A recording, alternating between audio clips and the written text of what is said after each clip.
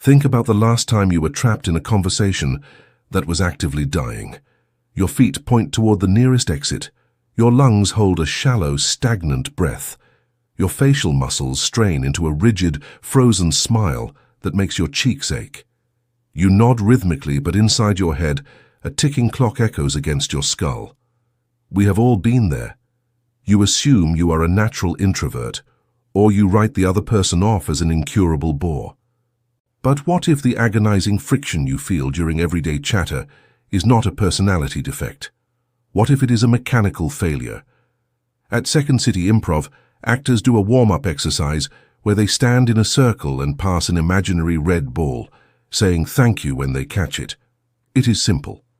But when the instructor changes the imaginary object to a heavy bowling ball or a crying baby, the actors panic, freeze, and drop it. We operate under the delusion that everyday dialogue is just passing a simple red ball because we learn to string words together as toddlers. The brutal reality is that conversation is a heavy, unpredictable object, and we walk around dropping it every single day, blind to the hidden architecture governing human interaction. For thousands of years, human beings sat around campfires using conversation as a survival tool. If you misread the social cues of the tribe, you faced exile. Today, we trade the campfire for fluorescent-lit conference rooms and crowded coffee shops, but our brains still treat a failed interaction as a life-or-death threat. Today, we break down the mechanics of human connection. We will extract the core actionable lessons from Harvard behavioral scientist Alison Wood Brooks and her groundbreaking book, Talk, The Science of Conversation and the Art of Being Ourselves. But before you can become a master conversationalist, you must realize why your current discussions are starving for oxygen. Module 1. The topic Transition Taboo. Imagine you prepare for a high-stakes networking event. You spend hours selecting your wardrobe. You adjust your posture in the mirror, check your teeth for rogue spinach, and ensure your physical presentation is flawless. You walk down the hallway, feel the cold metal of the doorknob, and step into a room blasted with air conditioning and the chaotic hum of 100 overlapping voices. You grab a plastic cup of water, just to have something to do with your hands. Yet, as you step into the crowd, your mind is a barren wasteland regarding what you will actually say. You wander into the interaction armed with nothing but comments about the traffic and a desperate hope for the best. The physical toll of this lack of preparation hits you within minutes. Your palms grow slick with sweat as the initial small talk dries up. The silence stretches, heavy and suffocating. Your throat tightens. You latch onto the current topic like a shipwreck survivor clinging to driftwood. You circle the drain of a subject that was exhausted 10 minutes ago, repeating variations of agreement, while the other person's eyes glaze over and their posture slumps. You refuse to change the subject because society conditions you to believe that shifting gears is a rude, jarring offense. This lingering dread of the awkward silence drains your energy. However, the data tells a completely different story. Brooks analyzed a massive data set from BetterUp, encompassing hundreds of thousands of real-world coaching conversations. When participants evaluated their discussions afterward, a fascinating pattern emerged. Of those who felt the conversation missed the mark, individuals were significantly more likely to report covering too few topics rather than too many. We starve our conversations of momentum by refusing to open new windows. We stay stuck in the mud of a single subject, assuming a pivot will seem dismissive or erratic. The solution is a practice Brooks calls conversational curation. You must treat your conversation topics like a curated playlist. Brooks suggests performing deliberate topic prep before any meaningful interaction. Ask yourself specific questions before you enter the room. What happened during our last conversation that I can call back to? What new developments have occurred in their life since we last spoke? Keep a mental inventory of 3 to 4 distinct subjects ready to deploy. More importantly, give yourself the psychological permission to execute the hard pivot. Instead of dragging a dying subject out of polite obligation, inject life into the room by introducing a fresh thread. Watch the physical reaction when you do this. You will see the other person's shoulders drop. Their eyes will light up with relief as you save them from the conversational quicksand. You become the hero of the dialogue simply by changing the channel. But knowing what to talk about is only the baseline. How do you keep them hooked once you introduce that new topic? The secret lies in a specific type of inquiry that most of us ignore, and it alters the physical dynamic of any room. Module 2. The Mirage of the Mirror. Question. You meet a stranger at a social gathering. The faint sound of jazz plays in the background, punctuated by the clinking of cocktail glasses. The stranger takes a sip of their drink and mentions they just returned from a vacation in Italy. You lean in and reply, "Oh, I went to Italy last year. Have you ever been to Rome?" On paper, this exchange looks like a functioning conversation. You exchange words, you take turns. You think you are finding common ground. But observe their body language closely. Notice the slight deflation of their chest. Watch the way their gaze breaks contact, their eyes darting toward the snack table. You believe you build rapport, but you just hijacked their moment. This is what Brooks identifies as the mirror question, a question that merely reflects the spotlight back onto yourself. It masquerades as genuine interest, but it is a conversational dead end. We rely on mirror questions because we fear silence.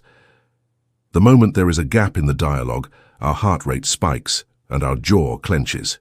To fill the void and relieve our own internal pressure, we grab the lowest hanging fruit available, our own personal experiences. A comprehensive study published in the Journal of Personality and Social Psychology, co-authored by Brooks, analyzed over 2,000 conversations among 110 speed daters, alongside 600 online chat participants. The researchers discovered that relying on introductory or mirror questions does absolutely nothing to build likability. Instead, it creates a shallow transactional exchange where both parties wait for their turn to speak. You are essentially two televisions playing different channels in the exact same room, making noise but never connecting. The antidote to this disconnect is the follow-up question. This is the single most powerful tool in the architecture of human dialogue. When they mention Italy, resist the burning urge to mention your own passport. Bite the inside of your cheek. Instead, raise your eyebrows, maintain steady eye contact, and ask, "What was the most surprising part of the culture shock when you first arrived?" The data proves this strategy works flawlessly. In all 3 studies conducted by Brooks and her team, individuals who asked follow-up questions were better liked, more likely to secure second dates, and more likely to land better jobs. A follow-up question forces you to listen, and it proves to the speaker that their words landed with impact. It changes the physical dynamic of the room. They will physically lean closer to you. Their hands will become animated. Yet, even when we attempt to ask good questions, there is a dangerous hidden trap we fall into.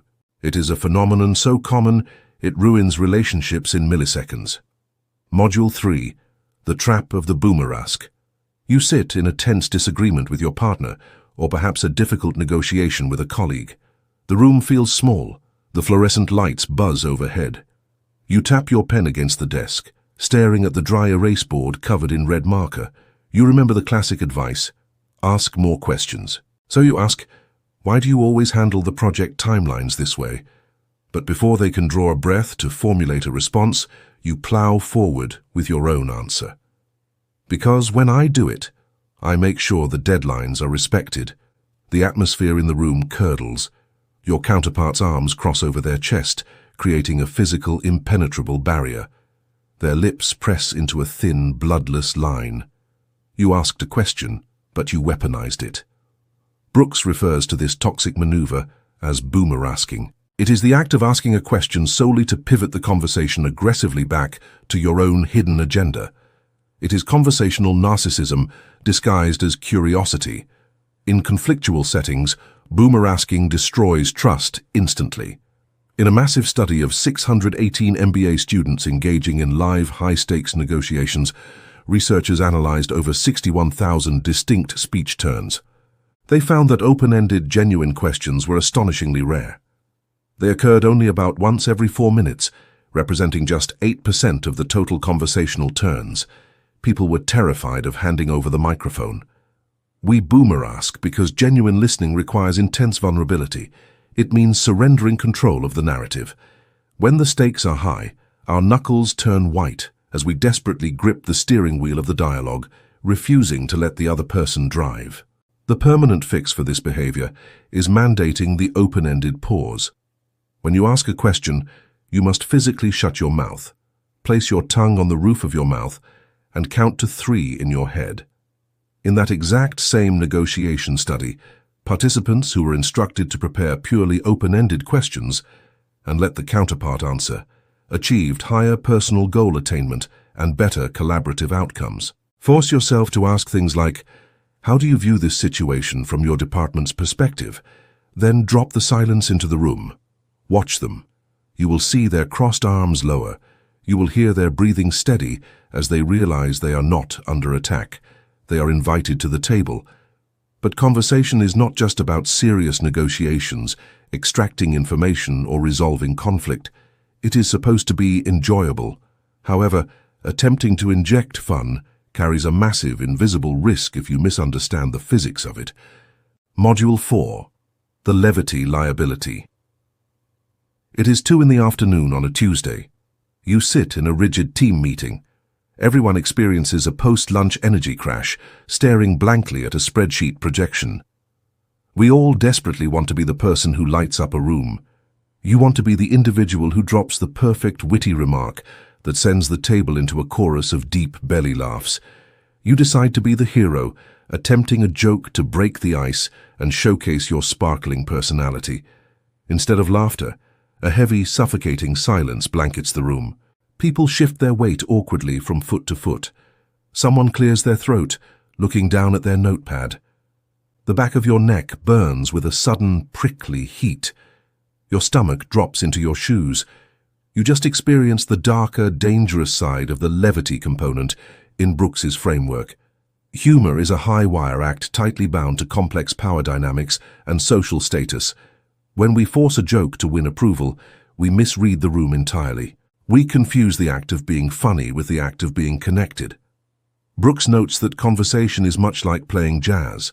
You practice the fundamentals in private, but in the moment, you must step on stage and improvise. But when improvisation fails, a misplaced joke signals to everyone else that you are oblivious to the emotional temperature of the space. It makes you appear arrogant, insensitive, or tone-deaf. We panic in the silence and throw humor into the void like a desperate Hail Mary, hoping it will bridge the gap between ourselves and others. But when it fails, the physical recoil of the audience is palpable. You see them inch their chairs backward, creating physical distance from the awkwardness. The solution is to prioritize shared amusement over a solo performance. Do not treat the conversation like a stand-up comedy routine where you deliver punchlines to an audience. Instead, hunt for the absurdity in the shared environment around you. Brooks emphasizes the delicate art of navigating the balance between diving deep into someone's personal story and surfacing for lightheartedness. If the joke fails, acknowledge the failure immediately. A self-deprecating remark like saying, "Well, that sounded much better in my head," diffuses the tension instantly. It shows you monitor the conversation's pulse. You invite them to laugh at the awkwardness with you, rather than at you. This shared relief creates an unexpected bond. The tension leaves their shoulders, and authentic smiles replace the strained grimaces. But what happens when the damage goes deeper than a bad joke? What happens when a conversation breaks down entirely and you owe someone a genuine repair? Module 5, the apology equation. You made a definitive mistake. You spoke over a colleague during a pitch, you forgot a crucial detail your partner told you, or you were visibly disengaged while a friend poured their heart out. You sit in your car afterward, gripping the steering wheel, replaying the moment in your head. The next day you toss out a quick, "I am sorry you felt that way," or a brief, "My apologies," expecting the slate to be wiped clean. You expect them to nod, accept it, and move on, but their jaw remains locked. Their eyes stay narrowed, fixed on you with lingering resentment. Your chest tightens as you realize your apology did not just fail, it actively made the situation worse. Brooks's research reveals that 99% of apologies fail because they are fundamentally designed to protect the speaker's ego, not to heal the listener's injury.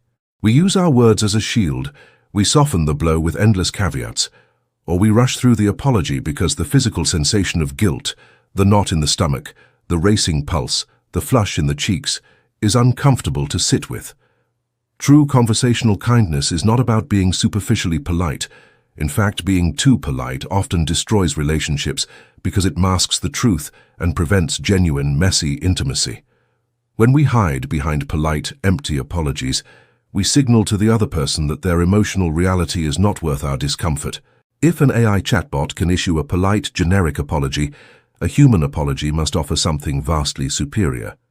The solution is a technique known as the validation trick, a core component of true conversational kindness. A functional apology must explicitly name the impact of your actions without a single defensive qualifier. Say exactly what you did wrong. I talked over you during that presentation and I hijacked your point. Then validate their physical and emotional reality without making it about you. It makes complete sense that you shut down, and I understand exactly why you are frustrated.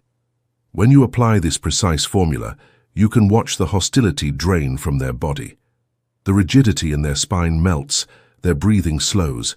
By naming the transgression clearly and holding space for their negative reaction, you prove that you prioritize their conversational needs far above your own fragile ego.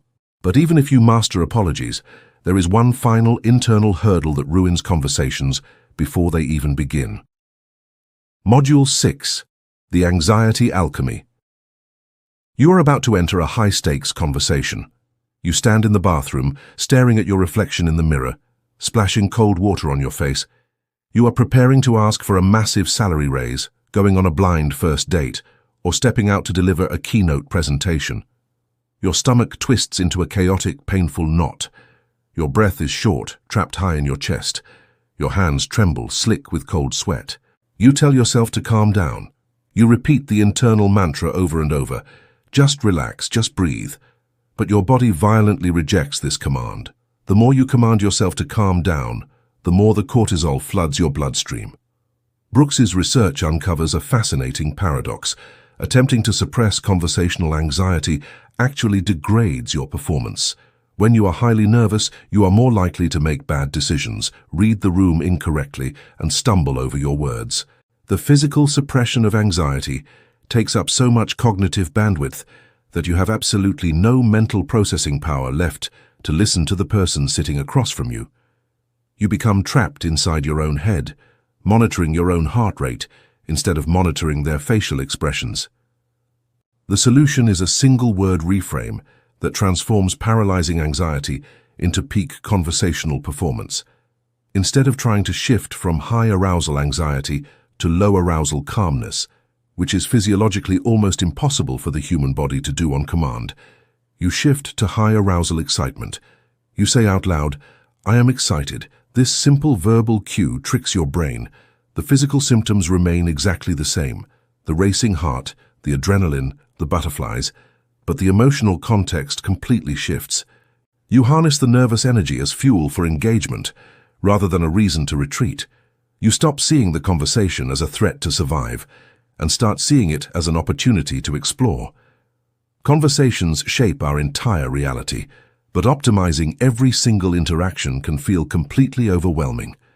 If you are exhausted by the endless pressure of making the perfect choice in every social situation, click the video on your screen to explore The Paradox of Choice by Barry Schwartz.